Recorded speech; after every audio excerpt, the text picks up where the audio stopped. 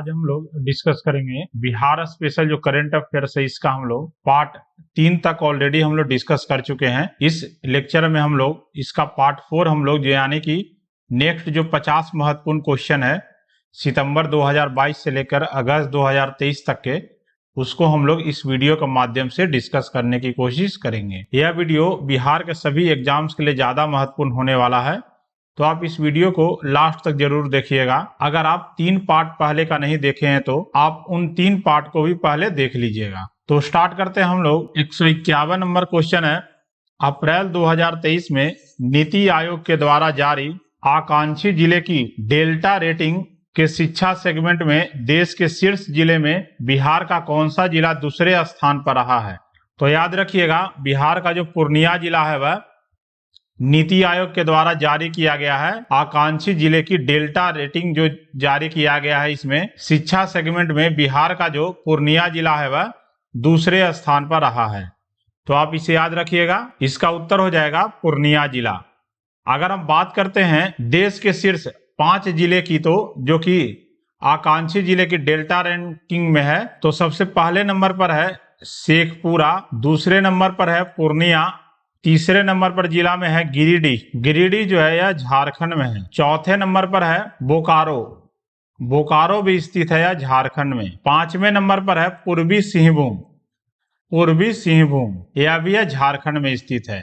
यानी कि जो 2 जिला है टॉप में वह बिहार का है, और लास्ट जो है यानी कि 3, 4 और 5वें पोजीशन पर है वह झारखंड का जिला है। तो इसे आप याद रखिएगा। अगला क्वेश्चन है, फरवरी 2023 में बिहार सरकार के द्वारा जारी बिहार शराबबंदी सर्वे रिपोर्ट के अनुसार बिहार में शराबबंदी लागू करने के बाद लगभग कितने प्रतिशत लोगों ने शराब पीना छोड़ दिया है? तो बिहार में शराबबंदी लागू होने के बाद लगभग 96% जो लोग हैं वह शराब छोड़ दिए हैं पीना। तो इसे आप याद रखिएगा। यह जो रिपोर्ट है वह तीसरा रिपोर्ट है बिहार में शराबबंदी लागू होने के बाद। पहला जो रिपोर्ट पब्लिश किया गया था वर्ष 2017 में, पहला जो सर्वे रिपोर्ट था, और दूसरा सर्वे रिपोर्ट जो पब्लिश किया गया था वर्ष 2022 में पब्लिश किया गया था। तो आप इसे याद रखिएगा, यह तीसरा रिपोर्ट है, और रिपोर्ट में यह कहा गया है कि लगभग 96% जो लोग हैं वह शराब पीना छोड़ दिए हैं। अगला जो क्वेश्चन है 153 नंबर, फरवरी 2023 में नीति आयोग ने देश के अल्प विकसित 112 आकांक्षी जिलों के लिए champion of change delta ranking जारी किया है। कृषि और जल संसाधन के क्षेत्र में टॉप जो 5 आकांक्षी जिला में बिहार का कौन सा जिला है? तो याद रखिएगा, बिहार का 2 जिला बांका और कटिहार है। यह जो चैंपियंस ऑफ डेल्टा रैंकिंग जारी किया है, इसमें कृषि और जल संसाधन के क्षेत्र में टॉप जो 5 आकांक्षी जिले में बिहार का 2 जिला शामिल है, एक है बांका और दूसरा है कटिहार। अगला क्वेश्चन है, राष्ट्रीय संस्थागत रैंकिंग फ्रेमवर्क 2023 की टॉप 100 रैंकिंग में अलग अलग कैटेगरी में बिहार के कितने संस्थानों ने अपना जगह बनाया है? तो बिहार के कुल 6 जो संस्थान है वह अपना जगह बनाए हैं। तो सही उत्तर हो जाएगा 6 संस्थान। यह संस्थान कौन कौन है? तो मेडिकल की श्रेणी में है एम्स पटना, कृषि के श्रेणी में है डॉक्टर राजेंद्र कृषि विश्वविद्यालय जो है डॉक्टर राजेंद्र केंद्रीय कृषि विश्वविद्यालय, तीसरे नंबर पर है IIT पटना, नेक्स्ट है NIT पटना।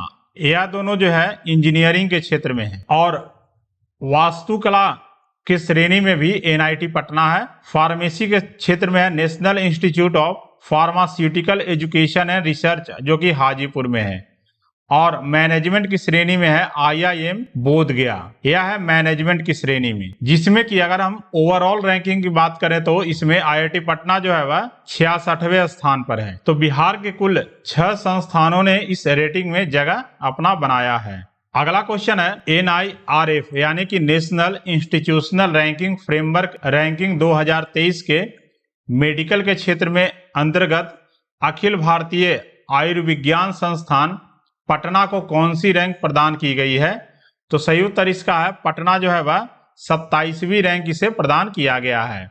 तो आप याद रखिएगा, सबसे सर्वोच्च रैंक यानी कि पहले रैंक पर है AIIMS AIIMS new Delhi. AIIMS new Delhi जो है यह पहले स्थान पर है और भारतीय आयुर्विज्ञान संस्थान जो कि पटना में स्थित है यह 27वें नंबर पर है। अगला है 156 नंबर क्वेश्चन। अक्टूबर 2022 में जारी पब्लिक अफेयर्स इंडेक्स 2022 में बिहार राज्य को कौन सी रैंकिंग प्रदान की गई है? तो बिहार राज्य है उसको 15वीं रैंकिंग प्रदान की गई है पब्लिक अफेयर्स इंडेक्स 2022 में, और यह इसका 7वां संस्करण है जो रिलीज किया गया है। अगर हम बड़े राज्यों की बात करें तो नंबर 1 पर है हरियाणा, नंबर दूसरे पोजीशन पर है तमिलनाडु, तीसरे नंबर पर है केरल, चौथे नंबर पर है छत्तीसगढ़, और बिहार जो है इसमें 15वें नंबर पर है। सबसे लास्ट इसमें है झारखंड। झारखंड जो है वह बड़े राज्यों की श्रेणी में है 18वें नंबर पर है, सबसे यह लास्ट है, याद रखिएगा। इसमें छोटे राज्यों की बात करें तो नंबर 1 पर है सिक्किम, दूसरे नंबर पर है हिमाचल प्रदेश, दूसरे नंबर पर है हिमाचल प्रदेश। तो याद रखिएगा आप इसको। बिहार का स्थान है 15वां, तो इसमें बिहार ज्यादा महत्वपूर्ण है। अगला है साइंटिफिक इनोवेशन में बिहार को कौन सा स्थान मिला है? तो याद रखिएगा जो साइंटिफिक इनोवेशन है इसमें बिहार को 5वां स्थान मिला है। तो याद रखिएगा साइंटिफिक इनोवेशन में बिहार को 5वां स्थान मिला है। अगर हम बात करते हैं शीर्ष 4 राज्यों की तो पहले नंबर पर है कर्नाटक, दूसरे नंबर पर है राजस्थान, इसमें तीसरे नंबर पर है छत्तीसगढ़, चौथे नंबर पर है आंध्र प्रदेश, चौथे नंबर पर है आंध्र प्रदेश। तो याद रखिएगा शीर्ष 4 राज्य है कर्नाटक, राजस्थान, छत्तीसगढ़, आंध्र प्रदेश, और 5वें नंबर पर है बिहार। अगला जो क्वेश्चन है जुलाई 2022 में जारी एनएफएसए के लिए राज्य रैंकिंग सूचकांक 2022 में बिहार को कौन सा स्थान मिला है? तो इसका सही उत्तर हो जाएगा बिहार को 7वां स्थान मिला है। यानी एनएफएसए के लिए राज्य रैंकिंग सूचकांक 2022 में बिहार को 7वां स्थान मिला है, और यह इसका पहला संस्करण रिलीज किया गया है, और इसे रिलीज करने वाला एजेंसी है खाद्य और सार्वजनिक वितरण मंत्रालय के द्वारा। सामान्य श्रेणी में 3 जो टॉप राज्य है, पहले नंबर पर है ओडिशा, दूसरे नंबर पर है उत्तर प्रदेश, और तीसरे नंबर पर याद रखिएगा है आंध्र प्रदेश, तीसरे नंबर पर है आंध्र प्रदेश। इसमें बिहार का जो स्थान है वह 7वां नंबर है। एनएफएसए की फुल फॉर्म की बात करते हैं तो इसका फुल फॉर्म है national food security act, national food security act इसका फुल फॉर्म है। तो याद रखिएगा फुल फॉर्म भी कभी कभी पूछा जाता है। अगला क्वेश्चन, भारत नवाचार सूचकांक 2022 में राज्यों की श्रेणी में बिहार का कौन सा स्थान है? तो भारत नवाचार सूचकांक 2022 में बिहार का जो रैंक है यह 15वें नंबर पर है। बिहार जो है कौन सा स्थान पर है? 15वें नंबर पर है। यह जो सूचकांक है जारी करता है नीति आयोग के द्वारा, नीति आयोग के द्वारा इसे जारी किया जाता है, और यह इसका तीसरा संस्करण है, यह इसका तीसरा संस्करण है। अगर हम बात करते हैं शीर्ष राज्यों की तो नंबर 1 पर है कर्नाटक, दूसरे नंबर पर है तेलंगाना, और तीसरे नंबर पर याद रखिएगा है हरियाणा। तो भारत नवाचार सूचकांक 2022 में बिहार का स्थान है 15वां नंबर। अगला क्वेश्चन है राष्ट्रीय परिवार स्वास्थ्य सर्वेक्षण 5 के आंकड़ों के अनुसार संस्थागत प्रसव के संदर्भ में कौन सा जिला बिहार में सर्वोच्च स्थान पर रहा है? तो याद रखिएगा बिहार का जो मुंगेर जिला है वह राष्ट्रीय परिवार स्वास्थ्य सर्वेक्षण 5 के आंकड़ों के अनुसार संस्थागत प्रसव के संदर्भ में बिहार का जो मुंगेर जिला है वह सर्वोच्च स्थान पर रहा है। अगर हम दूसरे नंबर की बात करते हैं तो बक्सर जो है जिला यह दूसरे नंबर पर रहा है, और शेखपुरा जो है जिला यह तीसरे नंबर पर रहा है। तो आप इसे याद रखिएगा। और संस्थागत प्रसव में सर्वाधिक वृद्धि दर वाला जो जिला है उसका नाम है सीतामढ़ी। सीतामढ़ी में लगभग 27.2% वृद्धि हुआ है, तो याद रखिएगा। अगला क्वेश्चन है अक्टूबर 2022 में जारी स्वच्छता सर्वेक्षण रिपोर्ट 2022 में 10 लाख से अधिक जनसंख्या वाले शहरों में पटना ने कौन सा स्थान प्राप्त किया है? तो इसका सही उत्तर हो जाएगा पटना का जो है स्थान है वह 38वां स्थान प्राप्त किया है, जो अक्टूबर 2022 में जारी किया गया है स्वच्छता सर्वेक्षण रिपोर्ट 2022 में 10 लाख से अधिक जनसंख्या वाले शहरों में पटना का जो स्थान है वह 38वां स्थान है। इसे जारी किया गया है केंद्रीय आवासन एवं शहरी मामलों के मंत्रालय के द्वारा।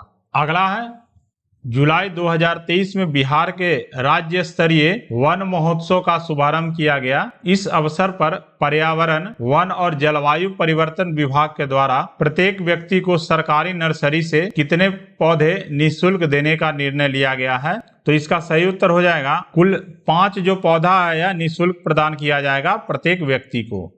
तो सही उत्तर हो जाएगा इसका उपरोक्त में से एक से अधिक भी नहीं होगा, तो इनमें से कोई नहीं हो जाएगा, क्योंकि टोटल 5 पौधे को निःशुल्क प्रदान किया जाएगा, यह निर्णय लिया गया है। तो सही उत्तर हो जाएगा इसमें 5 पौधे। अगला है निम्नलिखित कथनों पर विचार कीजिए। कथन 1 है जून 2023 में बिहार राज्य में पहली बार पारा मेडिकल काउंसिल के गठन का फैसला किया गया है। तो यह कथन जो है सही है। और दूसरा है पारा मेडिकल काउंसिल के अध्यक्ष सहित इसमें 10 सदस्य होंगे। तो इसमें दोनों जो कथन है वह सही है। तो 1 और 2 इसमें दोनों कथन सही हो जाएगा। यानी जून 2023 में बिहार राज्य में पहली बार पारा मेडिकल काउंसिल का गठन करने का फैसला लिया गया, जिसमें कि इसके अध्यक्ष सहित कुल 10 सदस्य होंगे। 164 नंबर क्वेश्चन है जून 2023 में राष्ट्रीय पारगम्य पास प्रणाली लागू करने वाला बिहार जो है वह कौन सा राज्य बन गया है।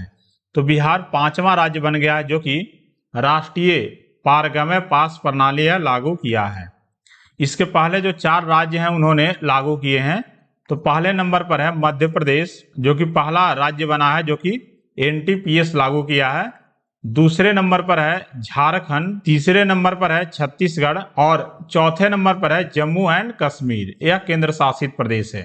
तो याद रखिएगा इसको, बिहार जो है वह 5वां राज्य बन गया है। अगला क्वेश्चन है जून 2023 में विश्व मगरमच्छ दिवस के अवसर पर बिहार की किस नदी में घड़ियाल के 125 बच्चे को छोड़ा गया। तो इसका सही उत्तर है गंडक जो नदी है, इसमें विश्व मगरमच्छ दिवस के अवसर पर बिहार का जो गंडक नदी है इसमें घड़ियाल के 125 बच्चों को इसमें छोड़ा गया है। तो याद रखिएगा इसको, गंडक नदी में।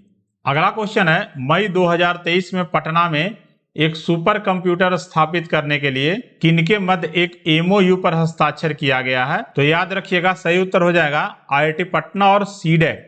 IIT पटना और सीडेक के बीच एक MOU साइन हुआ है, जिसमें कि IIT पटना में एक सुपर कंप्यूटर स्थापित किया जाएगा। तो याद रखिएगा IIT पटना और सीडेक के बीच यह MOU साइन हुआ है और इसे नेशनल सुपर कंप्यूटिंग मिशन के तहत इसे स्थापित किया जाएगा। अगला क्वेश्चन मई 2023 में Indira Gandhi institute of medical science जो है IGIMS, इन्होंने मरीजों के इलाज के लिए आर्टिफिशियल इंटेलिजेंस के उपयोग हेतु किसके साथ एक MOU पर साइन किया है। तो इसका सही उत्तर हो जाएगा सीडेक के साथ यह MOU पर साइन किया है। आर्टिफिशियल इंटेलिजेंस का उपयोग करने हेतु मरीजों का इससे इलाज किया जा सके बेहतर ढंग से, इसके लिए IGIMS है सीडेक के साथ एक MOU पर साइन किया है। अगला क्वेश्चन है अप्रैल 2023 में IIT पटना ने किस संस्था के साथ अनुसंधान एवं विकास के लिए एक समझौते ज्ञापन पर हस्ताक्षर किए हैं। तो सही उत्तर हो जाएगा इसका ROI नेट सॉल्यूशन के साथ IIT पटना जो है वह एक MOU पर हस्ताक्षर किया है अनुसंधान और विकास कार्य के लिए ROI नेट सॉल्यूशन के साथ। 169 नंबर मार्च 2023 में फार्मेसी प्रैक्टिस रेगुलेशन 2015 को लागू करने वाला बिहार जो है वह देश का कौन सा राज्य बन गया है। तो यह लागू करने वाला बिहार जो राज्य है वह देश का चौथा राज्य बन गया है, जो कि फार्मेसी प्रैक्टिस रेगुलेशन 2015 को यह लागू किया है। इसके पहले जो अन्य राज्य हैं तो पहले नंबर पर है केरल, दूसरे नंबर पर जो राज्य में है कर्नाटक और तीसरे नंबर पर है दिल्ली। तो याद रखिएगा बिहार जो है वह चौथा राज्य या केंद्र शासित प्रदेश बन गया है, जो कि फार्मेसी प्रैक्टिस रेगुलेशन 2015 को लागू किया है। अगला जो क्वेश्चन है फरवरी 2023 में बिहार के पहले वानिकी कॉलेज का उद्घाटन किस जिले में किया गया। तो सही उत्तर है इसे मुंगेर जो जिला है बिहार का, वहां बिहार के पहले वानिकी कॉलेज का उद्घाटन किया गया है और यह बिहार का पहला वानिकी कॉलेज है। और देश यानी भारत की बात करते हैं तो भारत का यह दूसरा है भारत का। अगर हम भारत के पहले वानिकी कॉलेज की बात करते हैं तो यह स्थित है, भारत का अगर हम बात करते हैं तो यह स्थित है हरियाणा में। हरियाणा यानी गुरुग्राम में स्थित है, जो कि हरियाणा में है। अगला क्वेश्चन है, प्रदूषण नियंत्रण हेतु बिहार के कितने जिले में ग्रेडेड एक्शन प्लान लागू किया जाएगा?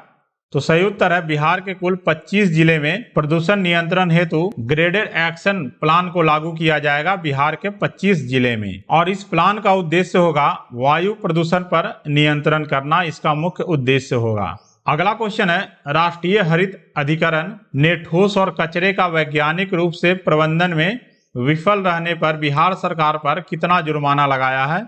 तो बिहार सरकार पर कुल 4000 करोड़ रुपए का जुर्माना लगाया है एनजीटी ने, नेशनल ग्रीन ट्रिब्यूनल। इन्होंने ठोस और कचरे का वैज्ञानिक रूप से प्रबंधन में विफल रहने पर यह बिहार सरकार पर कुल 4000 करोड़ रुपए का जुर्माना लगाया है, तो याद रखिएगा। अगला क्वेश्चन है, हाल ही में बिहार कृषि विश्वविद्यालय सबौर जो कि भागलपुर में है, इसके वैज्ञानिकों द्वारा खोजी गई नई किस्म सबौर कुंवर का संबंध किस फसल से है?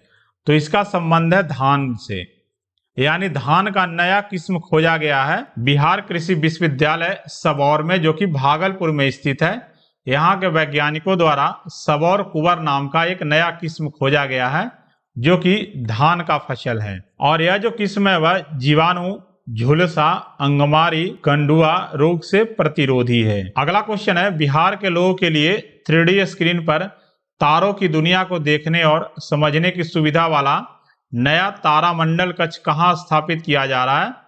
तो सही उत्तर है पटना में 3D स्क्रीन पर तारों की दुनिया को देखने और समझने की सुविधा वाला नया तारामंडल कक्ष जो है वह स्थापित किया जा रहा है पटना में, तो याद रखिएगा इसको। और यह नया जो ऑडिटोरियम बनाया जा रहा है इसमें लगभग 200 लोगों की बैठने की क्षमता होगी।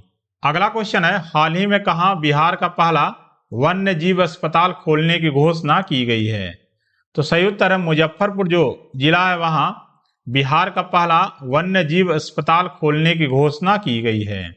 इसमें कि यह जो वन्य जीव अस्पताल होगा इसमें 40% जो है केंद्र सरकार देगी और 60% राशि इसमें बिहार सरकार देगी। अगला क्वेश्चन है, बिहार वन स्थिति रिपोर्ट 2021 के अनुसार राज्य के कुल भौगोलिक क्षेत्रफल के कितने भाग पर वनावरण है?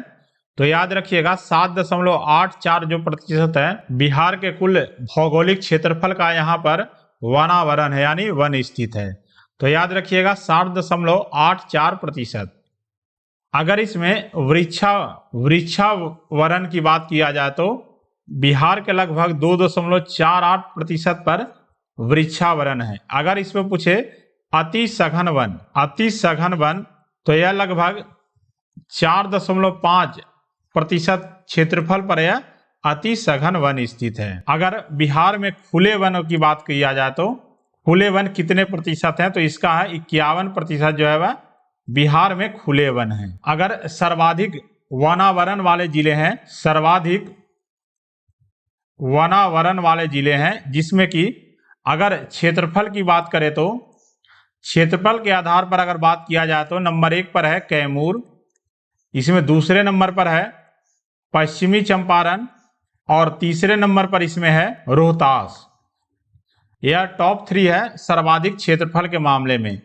अगर आपको प्रतिशत के मामले में पूछेगा यानी परसेंटेज के आधार पर तो इसमें नंबर 1 पर है कैमूर, दूसरे नंबर पर है जमुई और इसमें तीसरे नंबर पर आता है नवादा।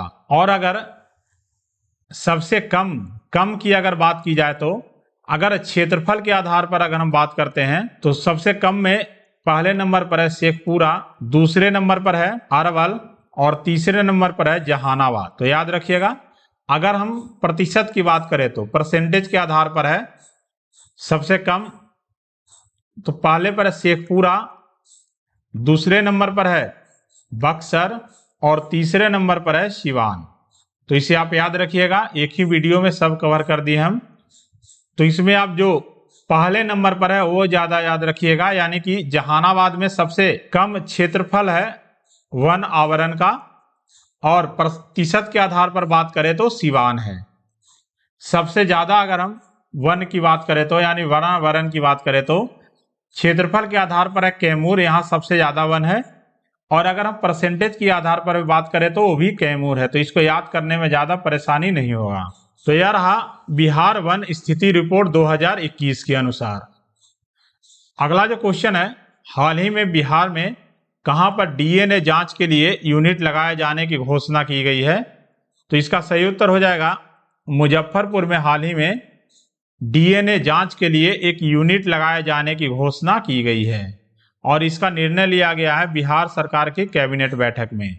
तो याद रखिएगा मुजफ्फरपुर में डीएनए जांच के लिए एक यूनिट लगाया जाएगा।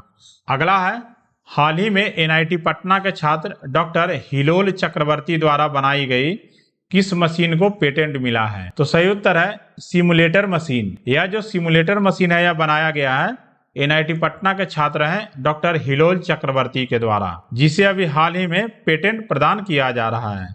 इसके मदद से सैंपल के आधार पर सड़क की जो निर्माण सामग्री है इसमें नमी की पहचान करने में यह सक्षम है, यानी कि यह मॉइस्चर मेजर करेगा, या जो सड़क के निर्माण में जो मटेरियल यूज होता है उसका मॉइस्चर इससे नापा जाएगा। अगला क्वेश्चन है, हाल ही में बिहार सरकार के द्वारा लॉन्च किया गया ऐप बेफिक्र का संबंध किससे है? तो इसका सही उत्तर है यह बाढ़ और सुखाड़ हेतु यह ऐप को लॉन्च किया गया है बिहार सरकार के द्वारा, बेफिक्र ऐप। और इसे लॉन्च किए हैं बिहार के जो जल संसाधन मंत्री हैं संजय कुमार झा के द्वारा। संजय कुमार झा के द्वारा इसे लॉन्च किया गया है, तो याद रखिएगा इसको। अगला क्वेश्चन है, जनवरी 2023 में मोबाइल फ्रॉड से बचने के लिए दूरसंचार विभाग ने बिहार में कौन सा पोर्टल लॉन्च करने की घोषणा की है? तो सही उत्तर हो जाएगा टेपकॉप जो पोर्टल है, इसे दूरसंचार विभाग के द्वारा मोबाइल फ्रॉड से बचने के लिए बिहार में लॉन्च किया जा रहा है टेपकॉप पोर्टल। टेपकॉप पोर्टल जो है इसका जो फुल फॉर्म है आप याद रखिएगा, टेपकॉप पोर्टल इसका फुल फॉर्म है telecom analytics for fraud management and consumer protection. Consumer protection, तो याद रखिएगा इसका फुल फॉर्म है telecom analyst for fraud management and consumer protection. और इसे सर्वप्रथम शुरुआत किया गया था वर्ष 2020 में आंध्र प्रदेश से।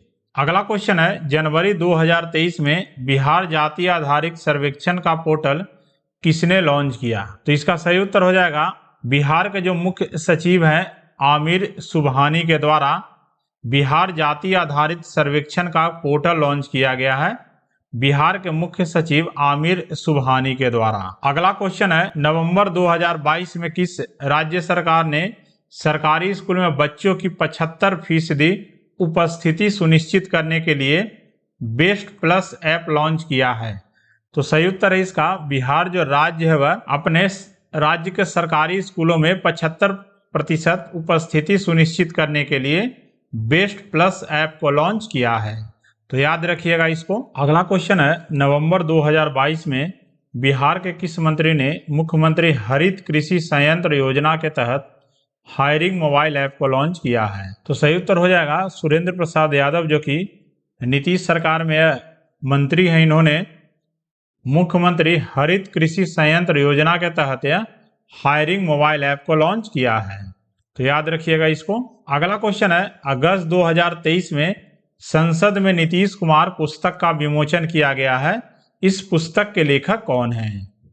तो सही उत्तर इसका हो जाएगा जगनारायण सिंह यादव के द्वारा लिखा गया है पुस्तक संसद में नीतीश कुमार। यह पुस्तक जो है जगनारायण सिंह यादव के द्वारा लिखा गया है, तो याद रखिएगा। और इस पुस्तक में नीतीश कुमार की राजनीतिक यात्रा के बारे में वर्णन किया गया है। अगला क्वेश्चन, जुलाई 2023 में अंतरंग दोस्तों की नज़र में नीतीश कुमार यह पुस्तक का विमोचन किसके द्वारा किया गया है? तो सही उत्तर है लालू प्रसाद यादव के द्वारा अंतरंग दोस्तों की नज़र में नीतीश कुमार यह पुस्तक का विमोचन किया गया है लालू प्रसाद यादव के द्वारा। और यह पुस्तक जो है बिहार के मुख्यमंत्री नीतीश कुमार की यह जीवनी है, यह इनकी जीवनी है, तो याद रखिएगा इसको। अगला है पुस्तक है पटना खोया हुआ शहर इस पुस्तक का विमोचन किया गया है, वह पुस्तक किसके द्वारा लिखा गया है? तो इसका जो लेखक है वह है अरुण सिंह के द्वारा यह पुस्तक लिखा गया है, पटना खोया हुआ शहर। अगला क्वेश्चन है, अप्रैल 2023 में बिहार के राज्यपाल के द्वारा मानवी एक संघर्ष गाथा का विमोचन किया गया है, इसके लेखक कौन है? तो इसके लेखक हैं वंदना विजय लक्ष्मी जो है, इनके द्वारा लिखा गया है पुस्तक मानवी। यह मानवी जो पुस्तक है लिखा गया है वंदना विजय लक्ष्मी के द्वारा। अगला क्वेश्चन, अप्रैल 2023 में बिहार के राज्यपाल के द्वारा पुस्तक राष्ट्र नायक नरेंद्र मोदी राष्ट्रवाद से समाजवाद की ओर, इसका विमोचन किया गया है, इस पुस्तक के लेखक कौन है? तो सही उत्तर है, इस पुस्तक के लेखक हैं उषा विद्यार्थी के द्वारा यह पुस्तक लिखा गया है, जिसे बिहार के राज्यपाल के द्वारा इसका विमोचन किया गया है, और पुस्तक का नाम है राष्ट्र नायक नरेंद्र मोदी राष्ट्रवाद से समाजवाद की ओर। अगला क्वेश्चन है, मार्च 2023 में पुस्तक Bihar that was and now, यह पुस्तक का विमोचन किसके द्वारा किया गया है? तो इसका सही उत्तर है, इस पुस्तक का विमोचन किया गया है मुख्यमंत्री नीतीश कुमार के द्वारा। पुस्तक का नाम है Bihar that was and now. और यह पुस्तक के जो लेखक हैं, इसके लेखक हैं रघु राय और उनकी पत्नी हैं उषा राय, इनके द्वारा यह पुस्तक लिखा गया है Bihar that was and now. अगला है, जनवरी 2023 में मुख्यमंत्री नीतीश कुमार को भेंट की गई पुस्तक प्रयोगधर्मी विकास शिल्पी। अगला क्वेश्चन है, जनवरी 2023 में मुख्यमंत्री नीतीश कुमार को भेंट की गई पुस्तक प्रयोगधर्मी विकास शिल्पी नीतीश कुमार, यह पुस्तक का नाम है, इसके लेखक कौन है? तो यह पुस्तक लिखा गया कुमार वरुण के द्वारा, और पुस्तक का नाम है प्रयोगधर्मी विकास शिल्पी नीतीश कुमार। तो याद रखिएगा इसको। अगला है, हाल ही में प्रकाशित नालंदा पुस्तक के लेखक कौन है? तो सही उत्तर हो जाएगा अभय के द्वारा यह पुस्तक लिखा गया है, नालंदा यह पुस्तक का नाम है, जिसमें कि बिहार के शिक्षा के जो प्राचीन केंद्र है नालंदा विश्वविद्यालय, इसका इतिहास के बारे में इस पुस्तक में वर्णन किया गया है। यह नालंदा पुस्तक के लेखक हैं अभय के। अगला क्वेश्चन है, मई 2023 में बिहार में टीबी मुक्त पंचायत अभियान किसके द्वारा प्रारंभ किया गया है? तो सही उत्तर हो जाएगा तेजस्वी यादव, जो कि बिहार के उप मुख्यमंत्री हैं, इनके द्वारा टीबी मुक्त पंचायत अभियान इनके द्वारा शुरू किया गया है। और यह लक्ष्य रखा गया है कि वर्ष 2025 तक बिहार को टीबी मुक्त बना दिया जाए, यह लक्ष्य रखा गया है। आप इसमें याद रखिएगा लक्ष्य का भी, कि कब तक बिहार को टीबी मुक्त बना दिया जाएगा, वर्ष 2025 तक का। अगला क्वेश्चन है, बिहार राज्य सरकार के द्वारा कब तक राज्य को पूरी तरह से एड्स से मुक्त करने का लक्ष्य रखा गया है? तो सही उत्तर है वर्ष 2030 तक बिहार राज्य के द्वारा, यानी बिहार का जो राज्य सरकार है इसके द्वारा राज्य को पूरी तरह से एड्स से मुक्त करने का लक्ष्य रखा गया है, वर्ष 2030 तक। अगला क्वेश्चन है, बिहार सरकार ने कब तक 100% साक्षरता प्राप्त करने का लक्ष्य निर्धारित किया है? तो सही उत्तर है वर्ष 2030 तक बिहार सरकार जो है वह 100% साक्षरता प्राप्त करने का लक्ष्य रखा गया है, वर्ष 2030 तक। हेपेटाइटिस जो रोग है इसको खत्म करने का लक्ष्य रखा गया है, वर्ष 2030 तक। जीरो कार्बन उत्सर्जन के लिए है, जीरो कार्बन के लिए लक्ष्य रखा गया है, वर्ष 2040 तक। और राजगीर और बोधगया को 24 घंटे सौर ऊर्जा से विद्युत आपूर्ति का लक्ष्य रखा गया है, वर्ष 2023 तक का। तो याद रखिएगा इसको आप, काफी महत्वपूर्ण है। और हर खेत पानी का लक्ष्य, हर खेत पानी का लक्ष्य रखा गया है, वर्ष 2025 तक। यह कुछ बिहार सरकार का लक्ष्य है, इसको आप जरूर याद रखिएगा। अगला क्वेश्चन है, अक्टूबर 2022 में किस राज्य ने रवि महाअभियान 2022 का शुभारंभ किया है? तो सही उत्तर हो जाएगा बिहार जो राज्य है वह अक्टूबर 2022 में रवि महाअभियान का शुभारंभ किया है। और इसे शुभारंभ करने वाले हैं बिहार के मुख्यमंत्री हैं नीतीश कुमार के द्वारा। अगला है, जुलाई 2022 में भारत के किस राज्य ने एंटी फाइलेरिया ड्राइव को प्रारंभ किया है? तो सही उत्तर इसका है बिहार जो राज्य है वह जुलाई 2022 में बिहार राज्य ने एंटी फाइलेरिया ड्राइव को प्रारंभ किया है। इसके तहत जो भी बिहार राज्य में 2,22,85,279 लोगों को फाइलेरिया रोधी दवा की खुराक देने का लक्ष्य बनाया गया है। अगला क्वेश्चन है, जुलाई 2023 में आयोजित 40वें राष्ट्रीय जूनियर ताइक्वांडो प्रतियोगिता में बिहार की खिलाड़ी सुमन कुमारी ने रजत पदक जीता है। वह बिहार के किस जिले के निवासी हैं? तो याद रखिएगा, वह बिहार के बेगूसराय जो जिला है यहाँ के निवासी हैं सुमन कुमारी, जिन्होंने 40वें राष्ट्रीय जूनियर ताइक्वांडो प्रतियोगिता में यह रजत पदक जीता है। और यह जो 40वें राष्ट्रीय जूनियर ताइक्वांडो प्रतियोगिता इसका आयोजन हुआ था, इसका आयोजन किया गया था शिमोगा जो कि कर्नाटक में स्थित है। अगला है, जून 2023 में आयोजित राष्ट्रीय जूनियर रग्बी बालक प्रतियोगिता में किस राज्य ने स्वर्ण पदक हासिल किया है? तो सही उत्तर है बिहार जो राज्य है वह राष्ट्रीय जूनियर रग्बी बालक प्रतियोगिता में इन्होंने स्वर्ण पदक हासिल किया है। इसका आयोजन किया गया था पुणे में, पुणे जो कि महाराष्ट्र में है, वहां इसका आयोजन किया गया था। इसमें रजत पदक जो जीती हैं, रजत पदक जो विजेता राज्य है यह है राजस्थान की टीम ने रजत पदक जीता है। और कांस्य पदक जो जीता है वह ओडिशा है, कांस्य पदक जीतने वाला राज्य उड़ीसा है। अगला है, जून 2023 में state under 11 girls chess championship का खिताब किसने जीता है? तो सही उत्तर इसका है मोहिनी जो है वह state under 11 girls chess championship का खिताब इसने अपने नाम किया है, मोहिनी ने। यह सारण जिले की रहने वाली है, यह जो है सारण जिले की यह रहने वाली है और इसका आयोजन हुआ था सिवान में, सिवान में इसका आयोजन हुआ था। तो यह भी याद रखिएगा कहाँ इसका आयोजन हुआ था। अगला है, हाल ही में बिहार के किस जिले में 10वीं सीनियर नेशनल ड्रैगन बोट प्रतियोगिता आयोजित की गई है?